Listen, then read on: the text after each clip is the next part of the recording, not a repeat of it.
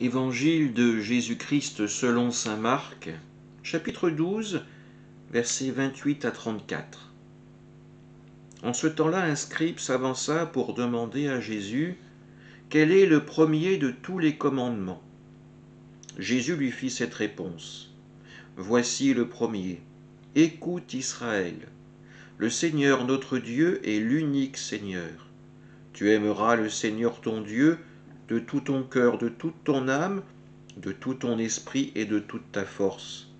Et voici le second, tu aimeras ton prochain comme toi-même. Il n'y a pas de commandement plus grand que cela.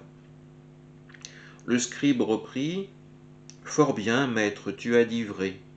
Dieu est l'unique, et il n'y en a pas d'autre que lui. L'aimer de tout son cœur, de toute son intelligence, de toute sa force, et aimer son prochain comme soi-même, vaut mieux que toute offrande d'holocauste et de sacrifice. Jésus, voyant qu'il avait fait une remarque judicieuse, lui dit « Tu n'es pas loin du royaume de Dieu. » Et personne n'osait plus l'interroger. Acclamons la parole de Dieu. Après les pharisiens et les partisans d'Hérode, c'est aujourd'hui un scribe qui vient trouver Jésus. Mais cet homme n'a pas la même inclination dans son cœur. Il vient pour poser une question assez complexe à Jésus, pour savoir quel est le premier de tous les commandements. Parmi la multitude des commandements de la Torah, de la loi, lequel devons-nous en extraire pour l'appliquer en priorité? Et Jésus lui fera cette réponse, voici le premier, écoute Israël. Bien souvent, nous oublions d'écouter Dieu dans notre vie. Nous sommes tellement submergés par des informations, par des bruits, par des nuisances, que le silence nous devient intolérable et que du coup, sans le silence, nous ne pouvons plus entendre le fin murmure de la parole de Dieu qui s'adresse à notre âme. Savoir prendre ce temps d'écoute de la parole de Dieu, que ce soit en ouvrant nos Bibles ou par notre prière personnelle ou par ces Eucharisties que nous partageons dans nos églises, il est important d'écouter la parole de Dieu, de laisser Dieu nous parler.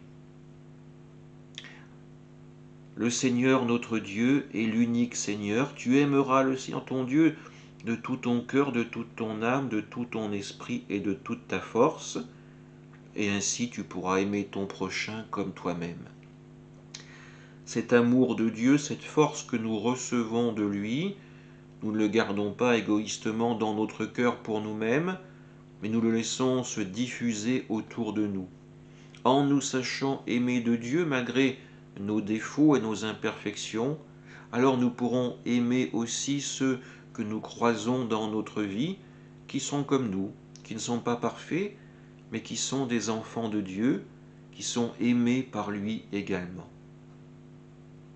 Cet homme, ce scribe, vient trouver Jésus. Il arrive à recevoir cette parole de Dieu.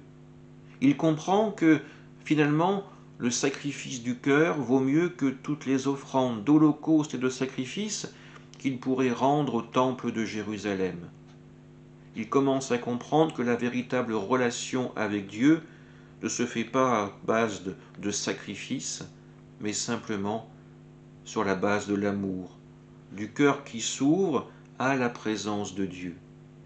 Puissions-nous, comme lui, faire cette rencontre avec le Christ, laisser sa parole nous convertir et prendre le temps nécessaire chaque jour pour écouter dans le silence ce que Dieu veut nous dire réellement.